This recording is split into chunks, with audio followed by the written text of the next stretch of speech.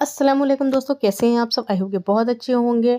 तो आज के दिन की शुरुआत होती है दानिया के रोने से। दानिया सो के उठती हैं, उनको इतना रोना आ रहा होता है, कुछ समझ में नहीं आ रहा था कि क्या ज़िद है। इनकी ज़िद पूरी करके, इनको नाश्ता वगैरह करा के, नहला-धुला के तैयार करके इन लोग को भेज देते हैं उनकी बड़ी अम्मी के पास ऊपर, क्योंकि मुझे जाना था ख़ास मार्केट। मुझे लेने थे इन लोग के लिए अलविदा और डेली यूज़ के कुछ कपड़े।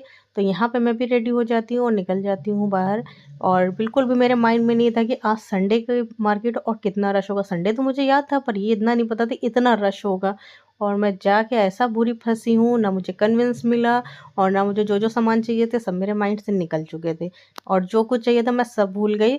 बस मैंने बच्चों के लिए जो है कॉटन के 1-2 सूट लिए, उसके बाद मैं वापस आ गई। यहाँ पे काफ़ी देर मुझे एक बहुत मुश्किल से एक रिक्शा मिला और मैं उसमें बहुत देर बैठी रही, पूरा रिक्शा खाली था और भैया चलने को तैयार नहीं किए जब तक कि सवारी नहीं आएगी। मैंने कहा मैं सारी सवारी का पैसा दे दूँगी पर मुझे घर पहुँचा दे। फाइनली मैं अल्लाह अल्लाह करके घर आ ही गई और मुझे घर आके मुझे इतना सुकून मिला कि मैंने तौबा कर ली कि मैं संडे की मार्केट नहीं जाऊँगी। फिर घर आके यहाँ पे मैंने जो है बच्चों को आवाज़ दी, उनको अपने पास बुलाया और बच्चों के लिए लाई थी मैं स्ट्रॉबेरी और जिसको मैंने अच्छे से जो है नमक के पानी में धो के फ्रेश करके उस बच्चों को दिया, क्योंकि आजकल बाहर की चीज़ें सही से नहीं ऐसे नहीं खाने वाली होती हैं। उनको गर्म पानी या नमक के पानी में धो के देना होता है। यहाँ पे माशाल्लाह दानिया बहुत खुश हो गई कि मम्मा उनके लिए चीज़ लाई हैं और इनको ये बहुत पसंद स्ट्रॉबेरी। फिर यहाँ पर देखिए मैंने ज़्यादा नहीं 1-2-3 सूट लिए थे दानिया और हुरिया के, अलविदा के और डेली यूज़ के।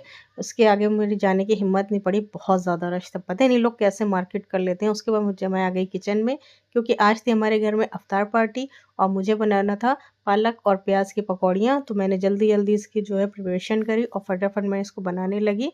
और यहाँ पर देखिए जब मैं बना रही थी तभी मेहमान आ चुके थे और दानिया हमारी जो है इतना थक गई थी, सुबह से उठी हुई थी, रो के, खेल के और फिर आज नहाई-धोई थी। तो उनको नींद बहुत आ रही थी, बार-बार मुझे आवाज़ दे रही थी, मुझे सोना है, मुझे सोना है। मैंने कहा मैं बहुत बिज़ी हूँ बेटा।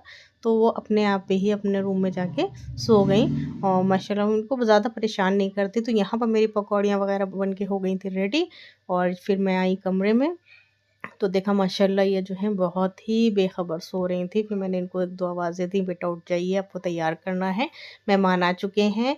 तो फिर ख़ैर फाइनली ये उठ गई थोड़ी देर में। मैंने यहाँ पे देखिए इनको रेडी कर दिया। यही मैं आज ड्रेस लाई थी इनकी डेली यूज़ के लिए, ये इनके ऊपर बहुत प्यारी लग रही थी माशाल्लाह, ये भी बहुत खुश हो गई थी। फिर हम लोग ऊपर चले जाते हैं बड़ी अम्मी के पास अब इनकी, और वहाँ पर भाभी ने बनाई थी बहुत सारी चीज़ें अल्हम्दुलिल्लाह माशाल्लाह, जो इसको हम लोगों ने बहुत अच्छे से खाया-पिया।